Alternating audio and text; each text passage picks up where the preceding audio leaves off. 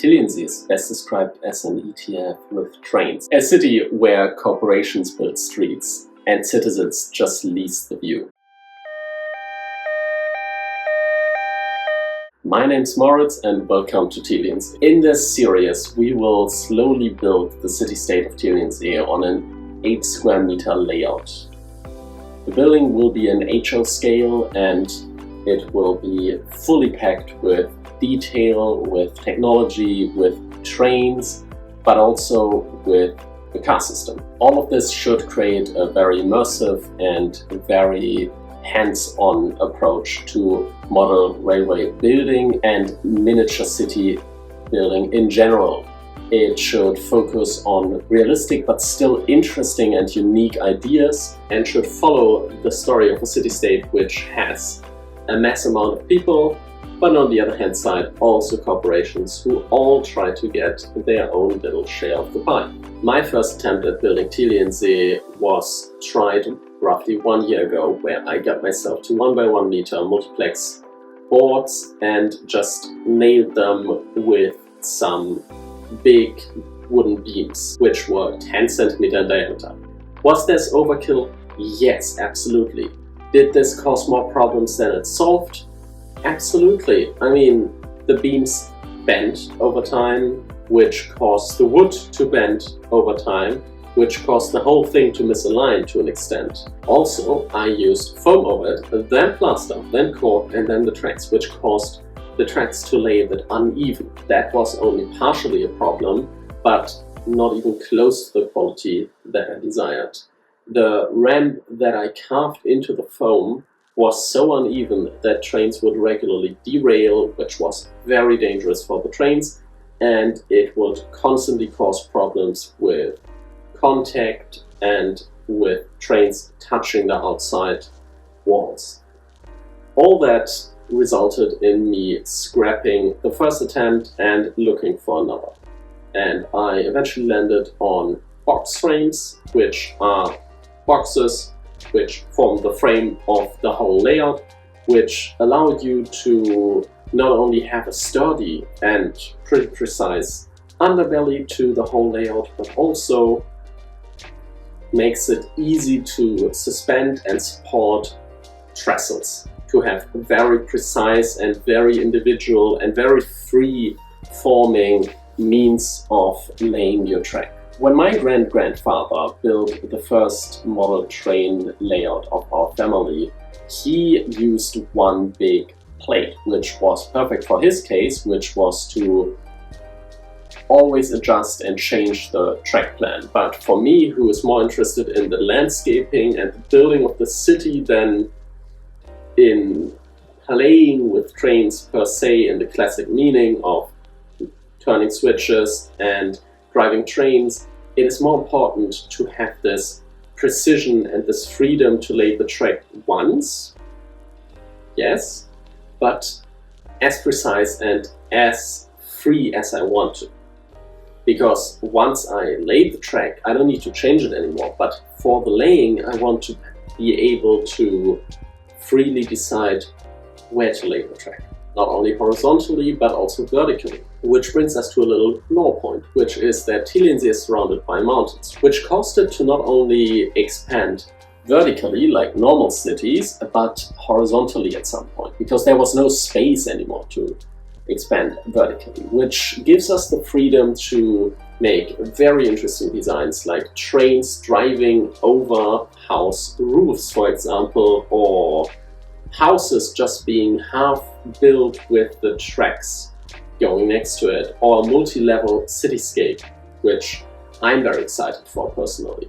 After failing with the first box frame idea that I had, which was a very big box frame which had very little supports, was very sturdy and was really nailed in due to moving and realizing how horrible moving is when you have this big of a box frame, I had to change my plan. Thankfully, I didn't nail anything down permanently, especially not track or the trestles. I didn't go through that work yet because I moved shortly after starting. So I disassembled the box frame. I got a bit experience due to my work with wood, which was more or less just explaining me what can be done with wood, and so I got a table saw and started cutting.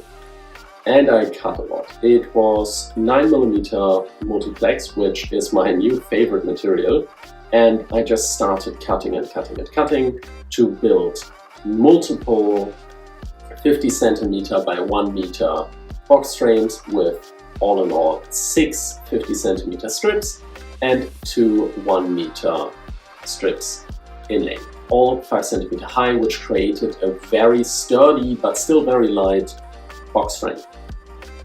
In the end, I ended up with all in all 13 modules, of which some are not this normal size but had to be a bit bigger or different to be exact. But in the end, this is what I landed on. After finishing all of them, I started constructing the legs. Due to me living under the roof, I have a certain obstruction. And this obstruction comes from the roof, obviously, if I live under the roof, which forces me to have to think about how high I want to have my layout, because that determines also how high I can go with my buildings. And for a very vertical city, that means that I ended up with 60 cm high legs, which in turn makes my level 0 60 cm high. The box frames get slotted into them, which is a design I came up with after failing one time, which the first try honestly would have worked out horribly, because it would just be laid onto the legs. The box frames would be literally just laid onto them and be held up by the legs, which if you move it a bit, it's all gonna collapse. But that was not the reason why I scrapped it, because there would be ways around this. The reason why I scrapped it is, in the end, I was unhappy with the kind of precision that I can get down, because I'll be honest with you, I'm not a very precise person when it's about woodwork, because I can't hold it while precisely screwing it in. And I somehow managed to always screw up these kinds of measurements, because there's no undo button. Well, with wood it's a bit easier than with other materials, but that's besides the point. And so I redesigned my legs, and I also used a different thickness of leg, because originally I used the legs from my very first try, which was around 5 years ago, where I tried to revive my grandfather's railroad.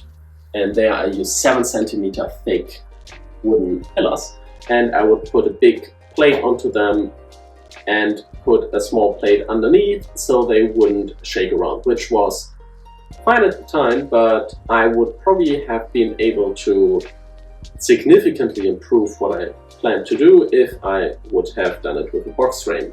And maybe then I would have already started Tiliensee 5 years ago. I didn't have the idea at the time. I was more imagining a fantasy world at that time, but also that could be possible nowadays with all the new possibilities like 3D printing, laser cutting, and honestly with a lot more freedom that I gained from understanding how to build layouts nowadays, especially knowing how to build box frames nowadays and not just use the plate and then trying to precisely move on from there, which, personal opinion, I think is a horrible idea if you want a permanent layout.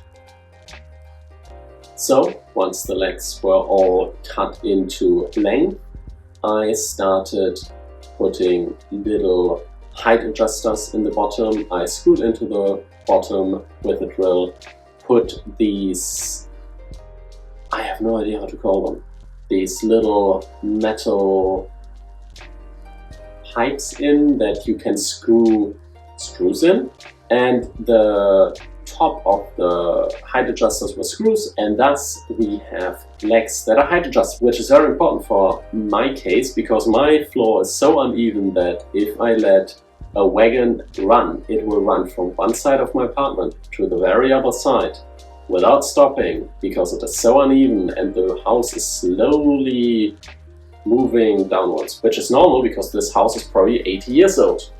It was probably constructed after the Second World War, and yes, I live in Germany, so the possibility of it being reconstructed after the Second World War and being reconstructed at that time with, let's say, not too great of precision, because you had to build a lot of houses very quickly with cheap labor who didn't know how to build houses, is very likely. But we can't change that, we just have to work with what we have. So next, I installed crossbeams. I installed short crossbeams to directly hold up the box frames, because they just get slotted in, which is the beauty of my modular approach, because at some point in 2 or maybe 3 years I will move out of this apartment probably, because I will outgrow this apartment, or I will work somewhere else, or something else. It will happen, because this apartment, while not being bad, it also isn't the perfect solution. It's not perfect, and thus it won't be perfect in 3 years, probably 2 years, 3 years, who knows how long. And in the end, I also give myself the freedom to go to exhibitions with that. Because in the end, a modular layout can easily go to exhibitions, and I could build it to go to exhibitions with it. I build it so that when I move, I only have to work a week or a month to repair damage that was caused by the move. I don't have to completely scrap my whole layout. Which brings me into the next step, which is I built crossbeams to install the shadow yard, which will be the place where I can store trains when they aren't driving, because you don't have the space normally to store trains in the visible area. I might have the space if I would dedicate a proper siding to it, but that would just take away from the space that we can dedicate to scenery, to story, to emotion, and to the human perspective that I want to display. And so I have it under the layout. It will all be fully automatic one day, and it will hopefully work out in a better way that way. And with that, that's all that we did till now. Next time we will lay cable channels, we will lay cables. I will talk a bit about my ideas about cabling and cable management, and how I plan to keep the cables that run through the layout to a minimum. And we will also hopefully install the shadow yard at that point, and the tracks and the core, and just get massive progress done and have the first trains driving. If you enjoyed this video, don't forget to subscribe, like, write a comment, be excited, because I am completely excited for this project, and see you next time.